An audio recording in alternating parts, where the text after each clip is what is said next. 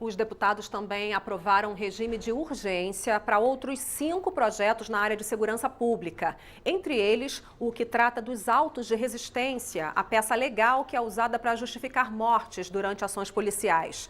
Outro aumenta a pena para o crime de estupro coletivo.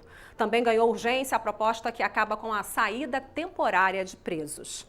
Vamos então direto para o Salão Verde conversar ao vivo com a Carol Nogueira, que está lá hoje com os líderes partidários. Carol, o tema segurança pública promete de novo ser o tema principal do plenário hoje. Bom dia. Bom dia, Vera. Pois é, e com muita polêmica, né? 2 projetos já foram aprovados, a urgência para mais 5 projetos foi aprovada na tarde e noite de ontem. A expectativa, então, é a continuação da análise dessas propostas. E entre eles tem esse projeto aí que você citou agora há pouco, que trata do fim dos autos de resistência, essa peça legal, esse instrumento legal, muitas vezes usado nas delegacias para justificar mortes acontecidas durante ações policiais. Essa proposta muito polêmica, deve levantar discussão no plenário, e é isso que a gente vai ver agora, conversando com 2 líderes. A gente conversa com o deputado Léo de Brito, que é vice-líder do PT do Acre, e com o deputado Nelson Marqueselli, que é vice-líder do PTB de São Paulo. Deputado Nelson Marqueselli, explica um pouco para a gente, então, o que é essa proposta, do que se trata essa proposta que acaba com os autos de resistência e a sua posição em relação a esse assunto. Olha, a segurança no país está um caos. E é normal que a gente atinge e corra para atingir todas as fases. Eu discordo dessa proposta porque, mais do que sofrendo hoje estão os soldados, a área militar, a gente não pode colocar mais um peso em cima deles. Se o militar for sofrer, ele atirar num bandido, ele não pode ser recolhido. Ele não pode ficar sob suspeição durante 60 horas, ou 3 dias, ou 4 dias, 5 dias. Isso vai ter um fator psicológico muito negativo na tropa toda. Não deve fazer isso. É lógico que em todos os lugares tem pessoas que devem ser investigadas, mas nós precisamos tomar cuidado com isso. Nós já temos uma criminalização da corporação total e nós não podemos concordar com isso. Eu vou votar contra, eu acho que a gente deve lutar para reduzir a maioridade penal, nós devemos colocar mais recursos para que a segurança seja efetiva, é responsabilidade do Estado, nós temos que cobrar uma atuação maior do Estado, nós temos que reforçar as polícias municipais, dar armamento para eles, dar poderes para que eles possam combater com mais galardia, com mais empenho a segurança do país. Mas nós precisamos colaborar. Deputado Léo de Brito, sua opinião especificamente sobre esse projeto? Bem, eu vejo que os autos de resistência, eles vêm para separar o bom policial do mau policial. O policial que cumpre as leis, o policial que utiliza proporcionalmente a força nas operações policiais, daquele policial que muitas vezes vai para as operações para literalmente matar. Hoje nós temos aí 61 mil homicídios, e tivemos em 2016, e esse ano já temos aí 63 mil homicídios no país. Destes, em torno de 4.500, é uma média de 4.500, são em atividades policiais, praticados por policiais. E os autos de resistência hoje funcionam como uma espécie de salvo-conduto. O que nós queremos não é punir os policiais, o que nós queremos é ter a segurança de que as operações foram feitas de maneira correta e, obviamente, que se os policiais utilizaram a legítima defesa ou o uso proporcional da força, nenhum policial será punido. Agora, o que não dá é a gente acontecer muitas situações de um verdadeiro extermínio, sobretudo de jovens negros e pobres nas periferias da cidade. Por isso que nós trouxemos, foi muito importante a aprovação da urgência e praticamente todos os partidos concordando com isso, para que a gente faça o bom debate hoje aqui no plenário da Câmara. Agora, deputado Nelson Marqueselli, os governadores estiveram ontem aqui, ficou claro no debate também no plenário da Câmara que o principal problema não é a necessidade necessariamente de mudar as leis, mas é a necessidade de mais recursos. Como que isso pode ser garantido nesse cenário de ajuste fiscal, de teto de gasto? Eu estou fazendo gestões para que a gente aprove rapidamente a legalização dos jogos no Brasil, porque vai entrar entre 24 a 28 bilhões de receita para a segurança. Essa parte nós estamos tentando resolver.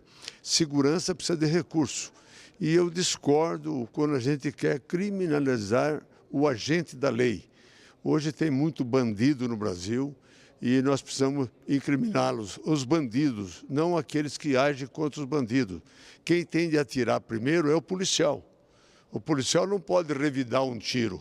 Ele tem de ter um levantamento preciso de quem são os bandidos no país, executar o trabalho para que nós possamos ter rapidamente selecionado aqueles que têm de ficar fora da sociedade.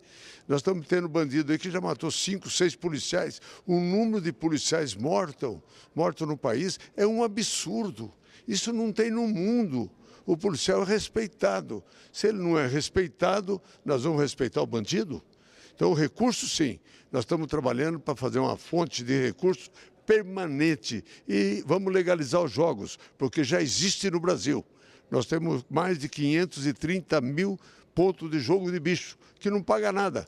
Vai pagar para poder pagar policiais bem, dar recurso, armamento, dar condições de se fazer uma segurança melhor no Brasil, a exemplo dos outros países, dos Estados Unidos, da Alemanha, da Inglaterra, da França, e nós vamos fazer a mesma coisa. Policial aqui tem de ser igual a um policial americano, com recursos para poder agir com segurança.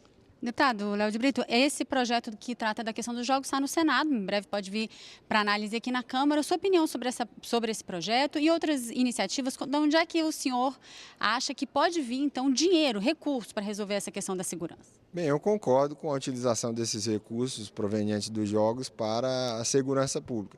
E essa questão é central. Como nós falamos ontem, não dá para a gente ficar debatendo perfumaria. Agora, há 2 semanas, nós tivemos lá no estado do Acre o encontro com os governadores. Os 27 estados da federação assinaram uma carta, inclusive com a presença de vários ministros, solicitando uma integração maior da União, dos estados e até dos municípios também nessa situação. As fronteiras estão abertas, o narcotráfico está tomando conta do país, o crime organizado está presente nas prisões e está presente também dentro das comunidades, nas cidades, nas diversas cidades, nos 27 estados da federação, e precisa-se de mais recursos e da criação de um sistema único de segurança, assim como nós temos o SUAS e temos o SUS também. Então é fundamental que haja essa integração, um trabalho de inteligência e, obviamente, o fortalecimento das forças policiais e, sobretudo, as forças que estão próximas da população. Eu tenho um projeto aqui, inclusive, que, para se ter uma ideia, hoje no meu estado, 70% dos crimes são crimes federais, mas eles são combatidos pelas forças locais e elas não recebem compensações em relação a isso. Então, nós precisamos fortalecer o trabalho dos estados. Isso ficou consignado na reunião dos governadores e precisa ser transformado em ação concreta. E nós não tivemos aqui na pauta nenhum projeto discutindo essa questão dos recursos. Os jogos podem ser uma dessas soluções. Segurança não é o único assunto em discussão aqui na Câmara. Ontem a Câmara voltou a se falar por aqui, voltou a se discutir a reforma da Previdência, um assunto considerado fundamental, super importante para o governo. O presidente Rodrigo Maia deu declarações, falou mais uma vez que a reforma da Previdência é fundamental para voltar a estruturar a economia do país. Ele citou também outras iniciativas que ele considera salutares, entre elas a aprovação dessa privatização, dessa possível privatização da Eletrobras. Ele comentou, vamos ouvir. O governo está encaminhando os projetos de lei e bom que foi por projeto de lei da privatização da Eletrobras. Acho que é o caminho certo. Você não pode querer vender um ativo por medida provisória, né? Não é democrático a representação da sociedade através do parlamento não ser ouvida antes de tomada de decisão, que eu acho que ela é positiva e ela é importante como instrumento e da forma como está a modelagem apresentada pelo ministro Fernando Coelho. Eu acho que está muito positivo. Acho que o governo ele vai encaminhar de uma forma onde você não vai vender todas as suas ações por um preço menor agora. Você vai vender parte delas, vai ficar com 40% das ações e com isso, ao longo do tempo, com a melhor qualidade da gestão privada, que é o que a gente acredita, até porque foi assim que aconteceu com a Vale do Rio Doce, o Brasil poderá no futuro ou manter a sua participação recebendo dividendos ou poder vender a sua participação com as suas ações mais valorizadas do que estão nesse momento. Além da Previdência, nós temos alguns projetos que vão ajudar, mas a gente tem que entender que nada do que nós possamos fazer é relevante em relação ao rombo que a Previdência gera nas contas públicas a cada ano. Deputado Nelson Marcheselli, sua avaliação dessa fala aí do presidente Rodrigo Maia, expectativa para a chegada desse projeto que trata da privatização da Eletrobras. Ele já sabe a minha colocação. Eu sou favorável às privatizações. A maioria das empresas brasileiras federais é cabide de emprego, com exceção da Casa da Moeda e mais uma ou duas empresas necessárias. Mas nós devemos fazer as reformas. E as reformas é obrigando a fazer a privatização. A iniciativa privada é mais eficiente, é mais rápida, basta o governo fiscalizar. E daí nós vamos ter uma arrecadação maior de impostos e a gente pode ir em outra ponta, reduzir impostos de medicamentos, reduzir impostos do trabalhador. A gente pode pegar de um lado e poder tirar do outro, poder ajudar. Eu sou favorável, eu estou incentivando o presidente da casa a caminhar nesse sentido.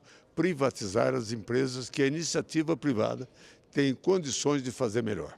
Sua opinião, deputado Léo de Brito? Na minha opinião, esse é mais um projeto lesa-pátria desse governo entreguista do Michel Temer, que não tem legitimidade, inclusive, para fazer isso, porque não houve nenhuma discussão na eleição de 2014 em torno de privatizações. Pelo contrário, foi rejeitado toda e qualquer privatização.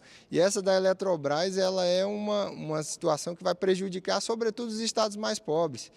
Eu sei que o deputado Marcheselli é de um estado gigante como São Paulo, um estado rico, mas nós vamos ter aumento sim de energia, nós vamos ter dificuldade de investimentos, porque quando se privatiza, se visa o lucro, as empresas vão visar o lucro, elas não vão estar preocupadas com o município de Santa Rosa, no Acre, com os municípios do Nordeste, não vão estar preocupados em investimentos ou em chegar, por exemplo, com a luz para todos, como fez os governos da Dilma e do Lula.